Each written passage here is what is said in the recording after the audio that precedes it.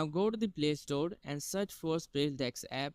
Now we have to install this app. First of all, go to the Google and search for SpaceDex and open the spacedex.net website. Now we have to click on this download button, and now I'm going to click on this Windows 10 64-bit because I'm using Windows 10, so I'm going to click on this button. Now we have this setup. Now I'm going to double click and I'm going to install this setup. Now click on this finish. Now in search bar we have to search for SpaceDex and we have to open the SpaceDex driver console app, and as you can see guys, it is already turned on. So we have to open this app in our mobile phone as well. Now as you can see guys, in mobile phone we have this connection, so we have to select this connection.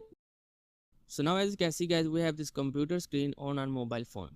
Now keep it in mind, you have to connect on the same network that you connected on your mobile phone.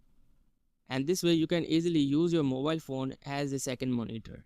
Now if you want to use your laptop as a second monitor, first of all, as you can see guys, the SpaceDex is turned on my PC.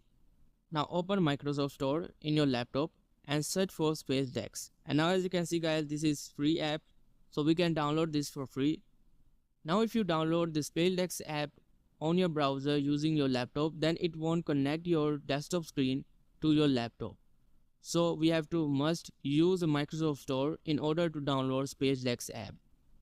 Now open the SpaceDex app, and as you can see guys, I have this IP, so I'm going to select this one. And now as you can see guys, we have my desktop screen on this laptop. So let's change this to a full screen. And as you can see guys, now we have this laptop as a second monitor. So this is how we can use laptop as a second monitor using SpaceDex.